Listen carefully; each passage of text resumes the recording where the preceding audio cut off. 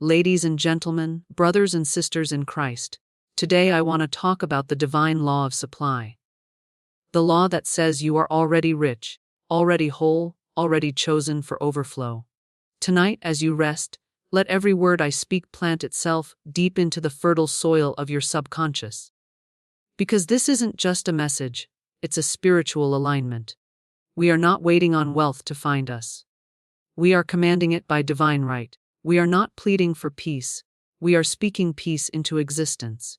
You see, the word is your wand, and the invisible becomes visible when you speak from a place of divine authority.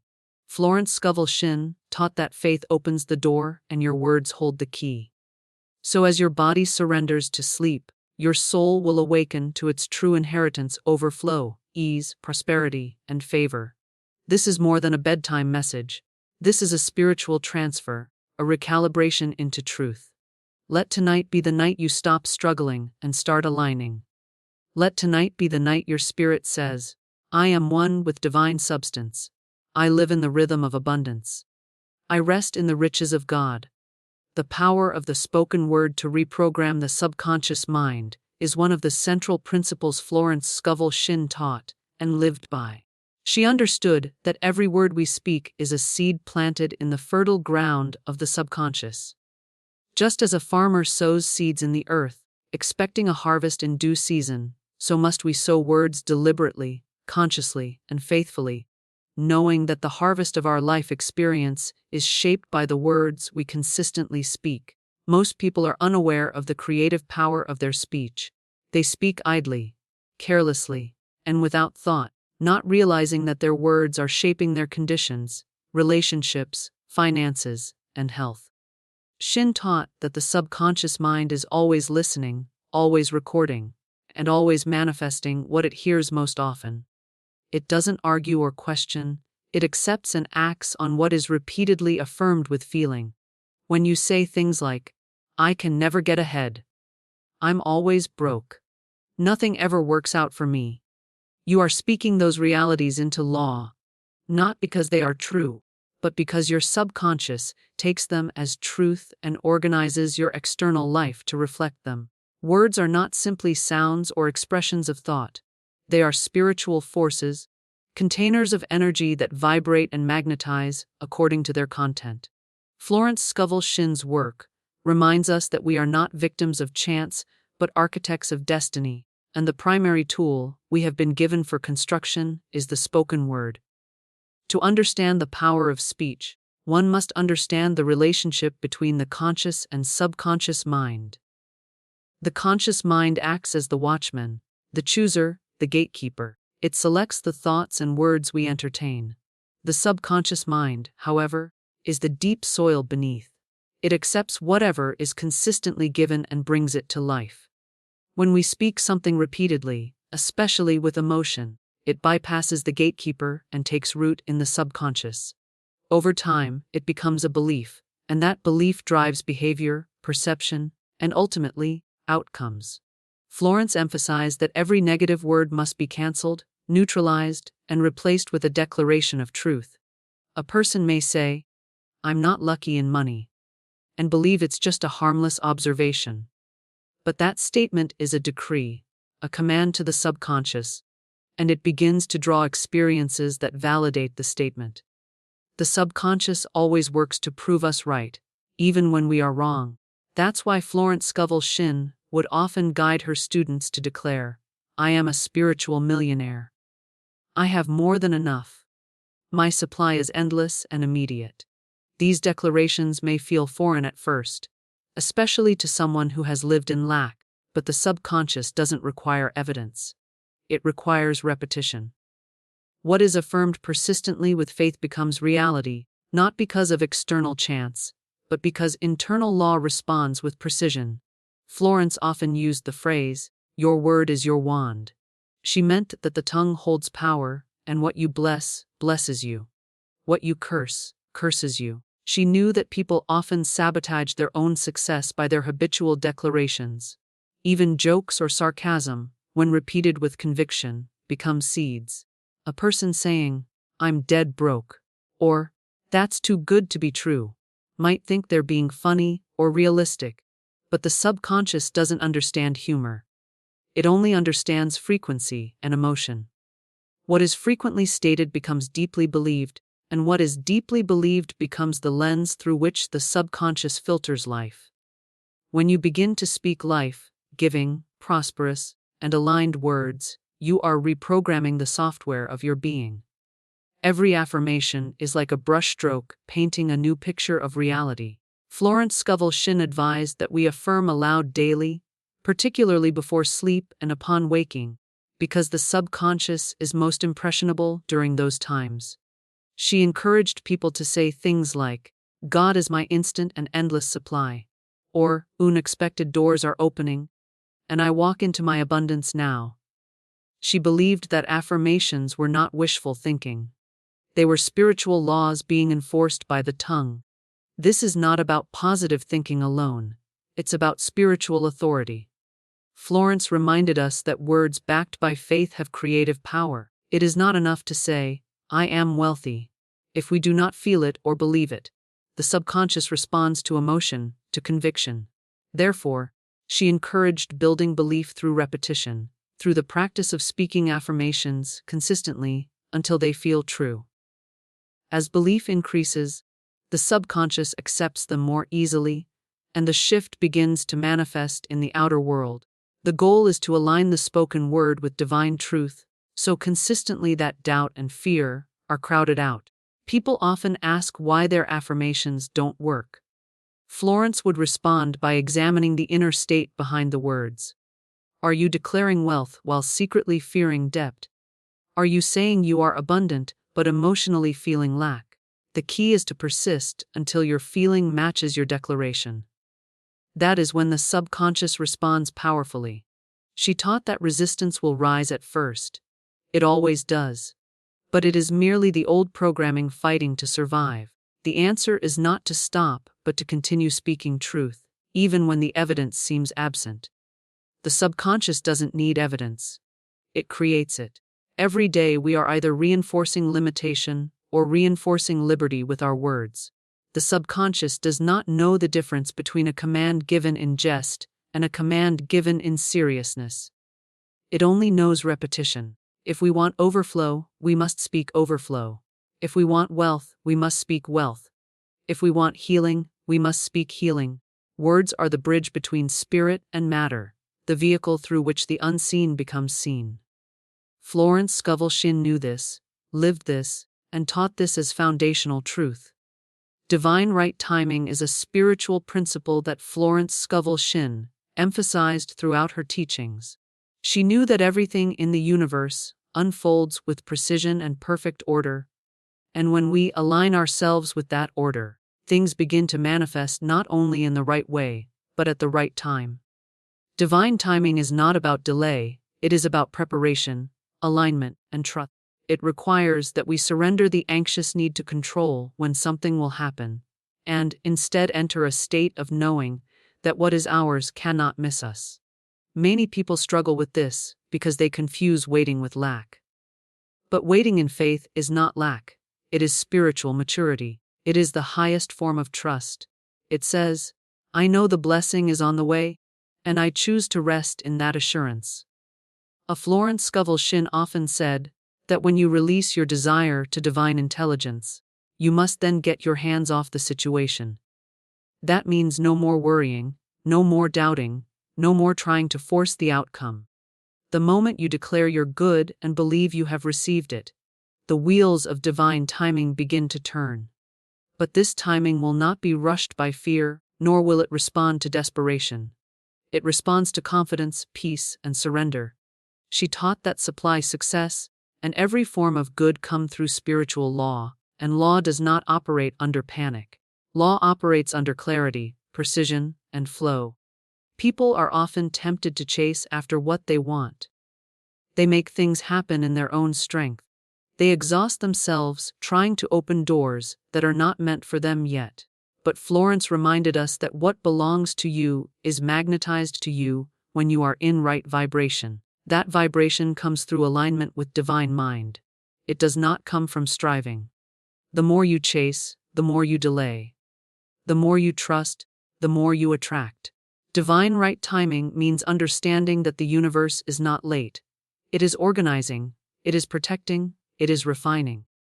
Just as a flower does not bloom before its time, your blessings will not arrive prematurely.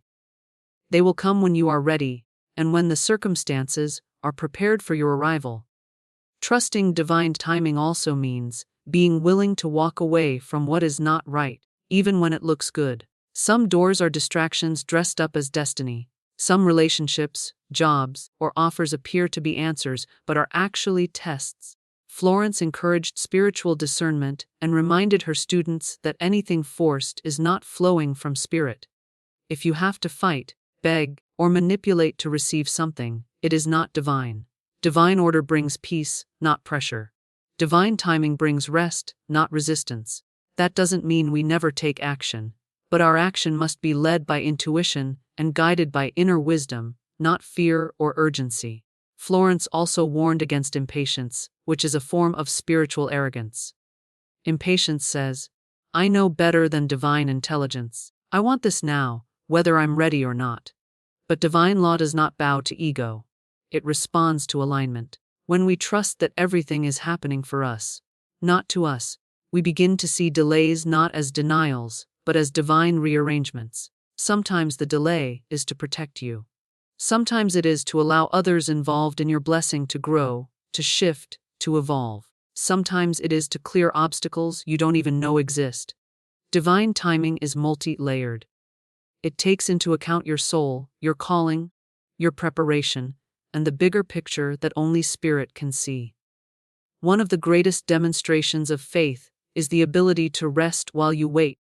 Florence taught that once you have made your affirmation, once you have spoken your desire into law, you must treat it as done. You don't need to ask again and again. You simply need to stay in the energy of gratitude, expectation, and openness. Many people block their manifestation because they keep revisiting the request with anxiety, which sends the subconscious mind mixed signals. The subconscious cannot create what you do not believe. And belief is demonstrated not just in what you say, but in how you act. When you trust divine timing, you walk as if it's already yours. You speak as if it's on the way.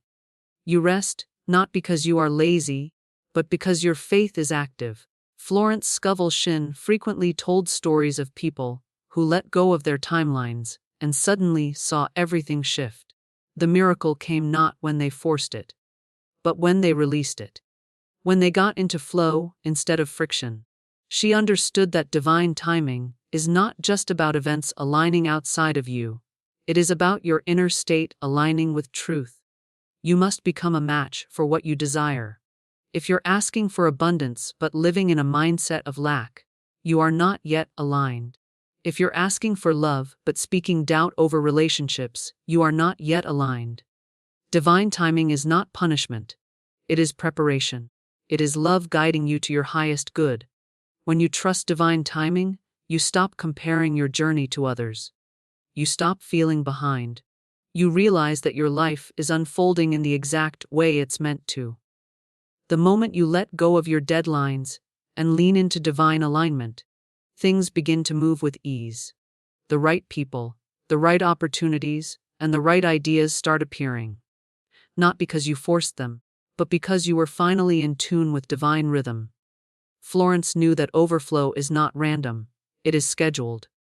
And the schedule is divine. The law of prosperity, as taught by Florence Scovel Shinn, is grounded in the unwavering belief that what you boldly claim as yours by divine right must eventually appear in your reality. Prosperity is not something earned by struggle or achieved through mere effort. It is something spiritually inherited, divinely guaranteed, and magnetically drawn through alignment with higher truth. When you claim prosperity, you are not begging the universe or God to give you something it is withholding. You are activating a principle that already exists, waiting for your recognition.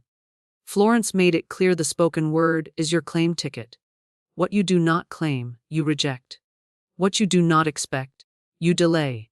The law of prosperity requires that you affirm and speak abundance into your world with authority, not uncertainty. To claim something is not to hope for it, it is to know it is yours. It is to speak and live from a place of conviction that divine supply is immediate, endless, and fully accessible. Florence taught that the universe is abundant by nature. There is no shortage in divine mind. Lack is a lie that has been taught, reinforced, and believed. But it is not spiritual truth. The truth is that there is more than enough to meet every desire, every need, every vision. And that abundance is not reserved for a chosen few. It is available to anyone who will claim it, believe it, and speak it as law. She reminded us that words are not passive, they are active spiritual forces. When you say, "I am rich," or "money comes to me in unexpected ways," you are not making a wish. You are activating law. Many people unknowingly speak against their prosperity every day. They say things like, "I can't afford that," or "That's too expensive," or "Money doesn't grow on trees." These statements become repeated commands to the subconscious mind, which then works tirelessly to manifest those beliefs in physical form. Florence insisted that if you want to experience prosperity, you must speak prosperity even before you see it. Especially before you see it, because the law of prosperity responds to faith, not evidence. If you wait until you see money to feel abundant, you are living backwards. The spiritual approach is to first feel rich in consciousness, speak richly, give generously, and expect consistently. And then the outer world will begin to reflect the inner vibration. Claiming prosperity also means rejecting every thought of fear, doubt, and scarcity. Fear is one of the greatest enemies of abundance. It paralyzes faith and sends signals of lack to the subconscious. Florence warned against entertaining fearful thoughts, because the law does not distinguish between what you want and what you fear. It simply gives form to what you focus on. That's why it is critical to affirm prosperity regardless of conditions. You might look at your bank account and feel afraid, but Florence would instruct you to bless it, affirm divine increase, and declare that unexpected income is flowing now. Your current condition is not your permanent reality. It is a reflection of past beliefs and declarations. Change the inner narrative, and the outer picture must shift to match it. Florence also taught that prosperity is not limited to money. It includes health, relationships, creativity, and peace of mind. To live prosperously is to live in the fullness of divine flow, where everything you need comes with ease, joy, and perfect timing. But that life is not stumbled upon, it is claimed. You claim it by affirming spiritual truth over temporal facts. You claim it by standing on the word, even when evidence appears to the contrary. You claim it by saying, "I am now in the perfect position to receive," even when circumstances seem stagnant. Your word is the bridge from limitation to liberation. Generosity was also an essential part of Florence's teachings on prosperity. She believed that to receive more, you must circulate more. Giving is a spiritual act that signals to the subconscious mind that you live in plenty. When you give with joy, you declare, "I am not afraid of running out. I trust the law of circulation." This confidence activates the law of prosperity even more powerfully than receiving, because the one who gives freely declares that their supply is not in a paycheck or a client, but in divine source. Prosperity responds to openness. A closed fist cannot give, but it also cannot receive. Florence encouraged people to give not from duty or guilt, but from joy and alignment. Give where you are spiritually fed. Give where your heart leads. And always affirm, "What I give is returned to me pressed down, shaken together, and running over." When you boldly claim prosperity, you change your spiritual posture. You walk differently, talk differently, and expect differently. You no longer look at the world through the eyes of a victim, but through the eyes of a co-creator. You stop asking if it will happen and start preparing as if it already has. You start making room, clearing clutter, organizing your space, planning your next steps, because faith always makes room. The law of prosperity is not passive, it requires your active participation. You must speak as if you already have it, bless what you already have, and expect what you've already claimed. Florence Scovel Shinn made it abundantly clear prosperity is not a matter of chance. It is a matter of law. Speak it, claim it, expect it, and prepare for it, and it must come, because divine law cannot return void. Faith over fear is one of the most vital spiritual distinctions Florence Scovel Shinn emphasized in her teachings, particularly when it comes to entering a state of rest while calling in overflow. Faith is the spiritual certainty that what is unseen is more real than what is seen. It is the substance of things hoped for and the evidence of things not yet manifested. Fear, on the other hand, is faith inverted. It is belief in the negative, belief in lack, belief in delay, rejection, or destruction. Where faith builds, fear breaks. Where faith opens, fear closes. The two cannot coexist for long, and it is up to the individual to choose which voice they will feed, especially in the quiet hours of the night. Florence Scovel Shinn often reminded her students that the subconscious mind is most impressionable before sleep and immediately upon waking. That is why what you feed your inner world before you rest can determine the tone of your dreams, your energy, and even the manifestations that begin to unfold. She encouraged the repetition of powerful affirmations and truths before bed, because this allows the subconscious mind to go to work while you sleep, creating the conditions and connections needed for your highest good. If you fall asleep in fear, that fear lingers and grows.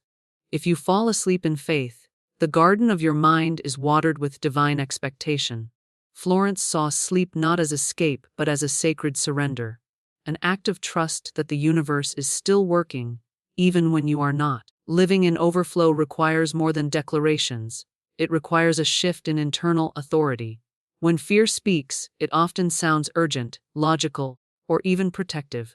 It says, "What if it doesn't work out? What if you fail? What if you're not enough?" But Florence taught that those thoughts are not divine guidance, they are spiritual static. They do not come from God, and they do not produce fruit.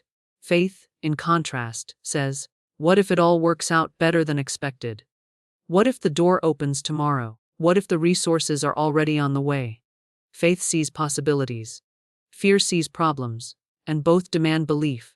Whichever one you agree with becomes the architect of your future.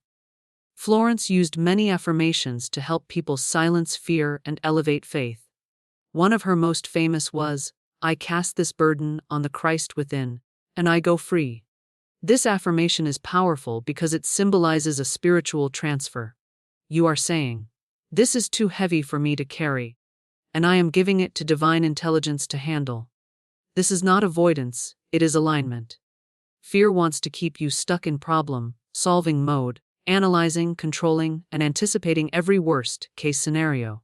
But faith rests. Faith says, "My steps are ordered. What I need will show up. The answer is on the way." That inner knowing becomes a magnet for clarity, peace, and overflow. Resting in faith is not a passive act. It is a demonstration of spiritual strength. When you choose to relax, breathe, and enter sleep without anxiety, you are announcing to the universe that you trust the divine timetable. You are saying, "Even if I don't see the answer yet, I know it's forming."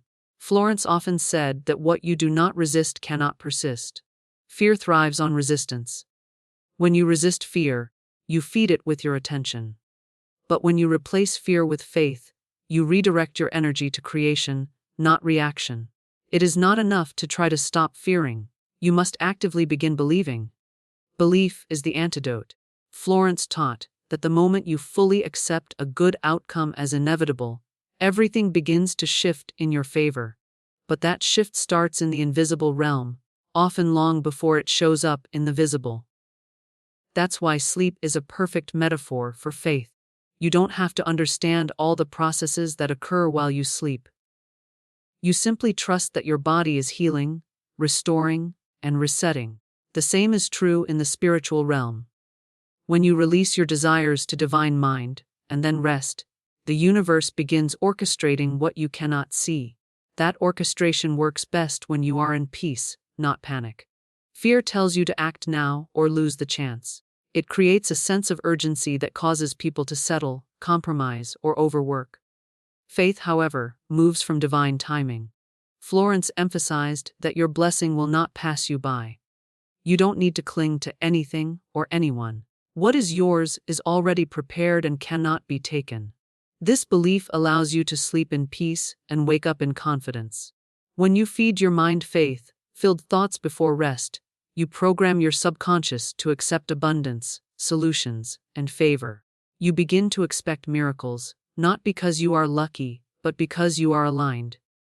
A person who walks in faith is calm in the storm, grateful in the waiting, and joyful in the unknown.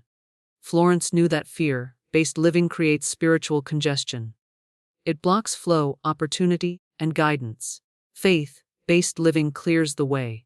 It makes room for intuition to speak and for divine instruction to arrive without interference. One cannot be spiritually led and fear-led at the same time. The voice of fear is loud, but the voice of spirit is gentle and steady. To hear it clearly, one must be still. One must rest. One must choose faith again and again, until it becomes the dominant vibration.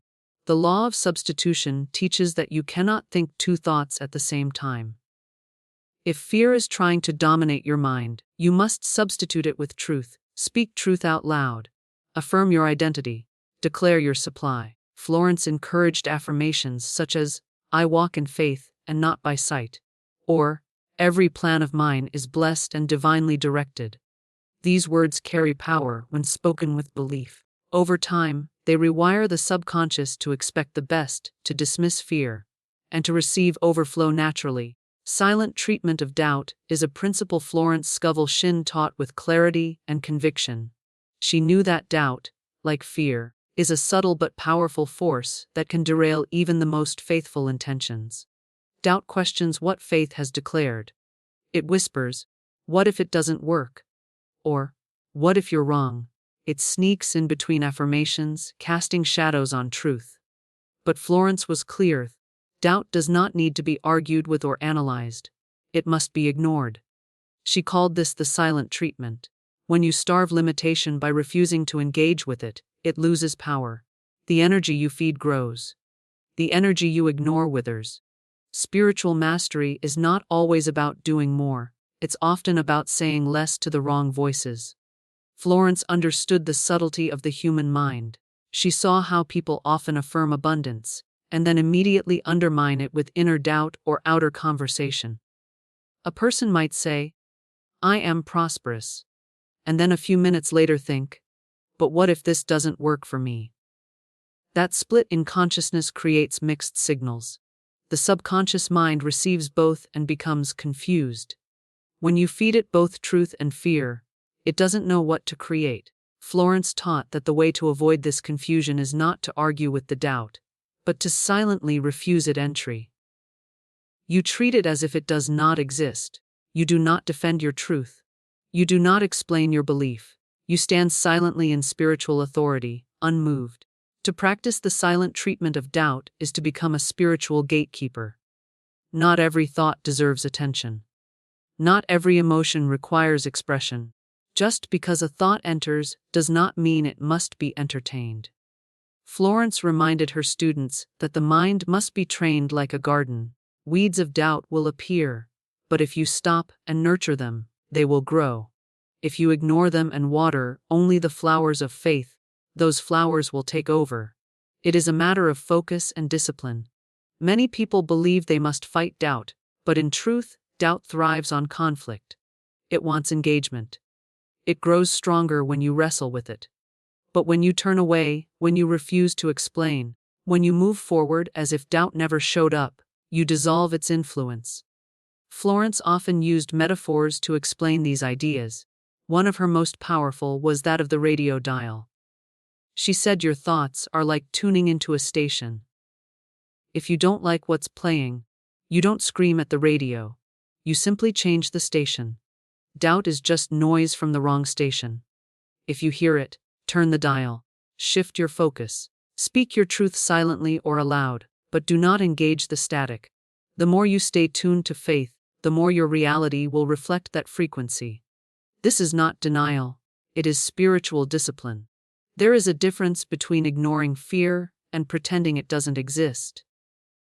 Florence wasn't teaching escapism, she was teaching conscious selection. You get to choose where your energy flows.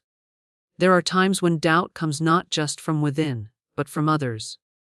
People may question your vision, criticize your affirmations, or challenge your beliefs. Florence's instruction was the same: silence is power. You do not need to convince others of your truth. Spiritual knowing needs no defense. When others speak limitation, you need not respond. You simply bless them inwardly and stay rooted in your truth. Engaging in debate only strengthens the field of doubt. It pulls you out of alignment. The silent treatment of doubt, whether internal or external, is the fastest way to maintain spiritual momentum. Florence also taught that actions speak louder than worry. Sometimes, silence isn't just in speech, it's in behavior. Instead of trying to prove your faith, live as though your prayer is already answered. Don't talk about how things might go wrong. Act as if everything is going right. Doubt may still pass through your mind, but it doesn't have to take up residence. You can observe it like a passing cloud, acknowledge its presence, and let it move on without emotional engagement. This quiet power builds a strong spiritual core. Over time, doubt becomes a faint voice in the distance, barely noticeable, because your inner world has been trained to favor faith. Florence encouraged the use of immediate affirmations when doubt appeared. If a fearful thought rose up, she would replace it immediately with a statement of truth. There is no truth in this appearance.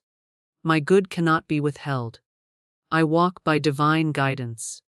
These phrases are not just comforting, they are spiritual weapons. But once spoken, there is no need to continue the conversation. Say it once with conviction, then move on. Return to stillness. Return to expectancy. The silence that follows is not emptiness. It is sacred space for the manifestation to arrive.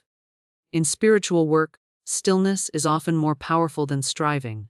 The world teaches us to respond, to argue, to defend. But Florence's approach flips this entirely. She taught that silence, when used with spiritual intention, is an act of supreme faith. When you refuse to engage with doubt, you are declaring, I am so sure of my outcome that I do not need to prove it to anyone. Not even myself. That kind of certainty bends reality. It draws in support from unseen forces. It creates a vibrational field so strong that nothing contrary can penetrate it. This is not arrogance, it is alignment. And alignment is where overflow begins. Practicing the silent treatment of doubt doesn't mean pretending to never feel uncertain. It means choosing not to feed the uncertainty. You observe it, you replace it, and you return to truth.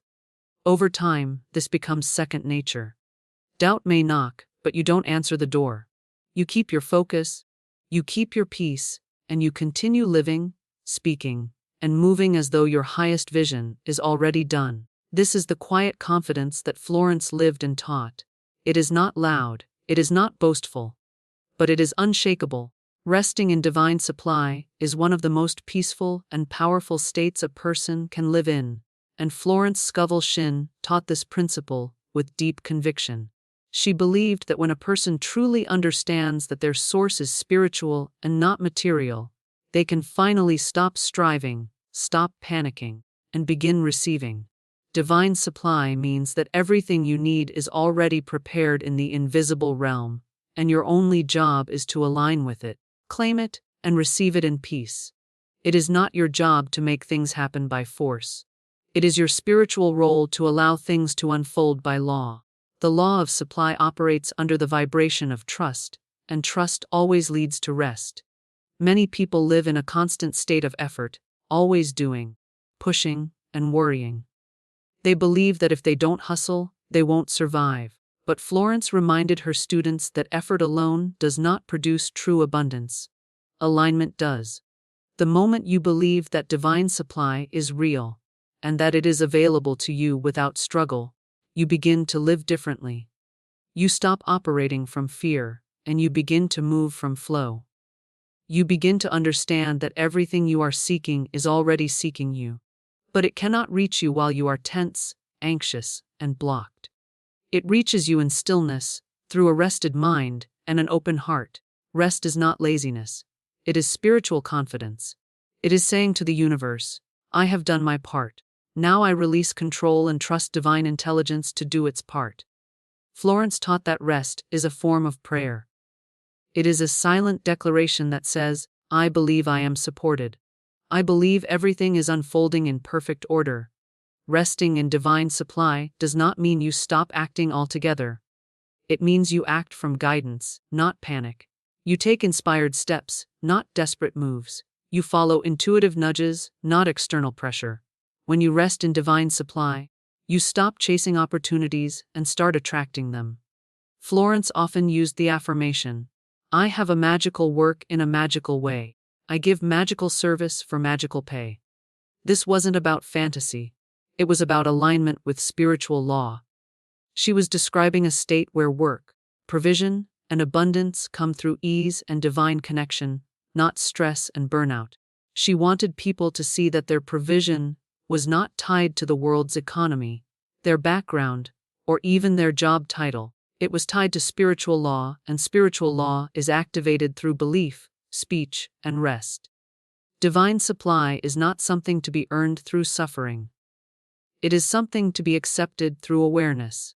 One of the reasons people struggle to rest in divine supply is because they have been trained to fear lack. They have seen it modeled, experienced it firsthand, and heard it reinforced in conversation and media. But Florence taught that lack is not a spiritual truth. It is a human belief. It is a distortion. In divine mind, there is no shortage.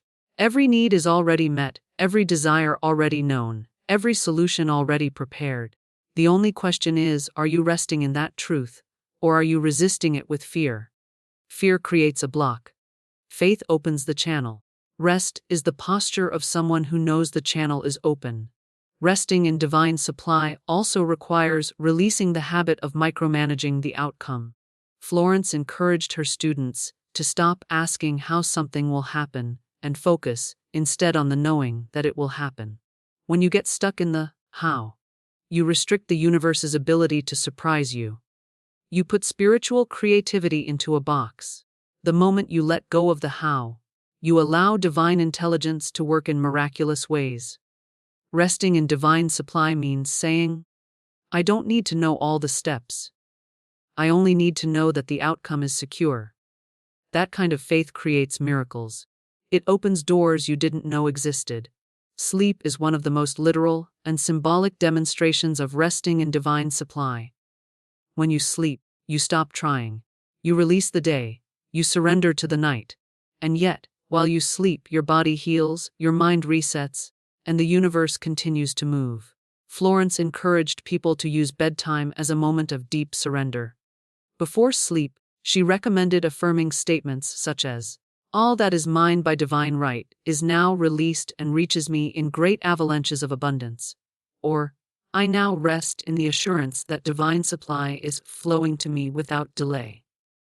These words, when spoken with belief, reprogram the subconscious and open the channel to receive while you rest. Trusting in divine supply also means detaching from appearances. Florence reminded her students not to be deceived by current conditions. What you see with your eyes is a reflection of past thoughts, not proof of future outcomes. Just because something appears missing now doesn't mean it's not on its way. Resting in divine supply means looking beyond the visible and seeing with spiritual sight.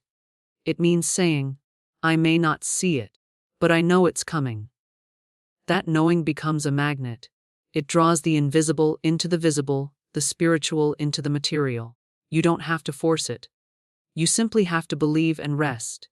Another aspect of resting in divine supply is gratitude. Florence emphasized that gratitude is the vibration of receivership. When you are truly grateful, even for what you have not yet seen, you are announcing to the universe that you are already in possession of the blessing.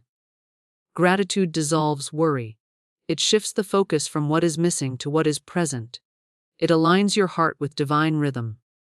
Rest and gratitude go hand in hand. They both operate from fullness, not emptiness. They both reinforce the idea that you are supported, supplied, and sustained, not by effort alone, but by grace, by law, by divine order. Resting in divine supply is ultimately about trust. Trust that the universe knows your name. Trust that what you need is already aligned with you. Trust that you don't have to earn your blessings. They are your birthright. Trust that while you rest, the universe is working. Trust that when you let go, you make room. Trust that divine timing is perfect, divine provision is certain, and divine love never fails.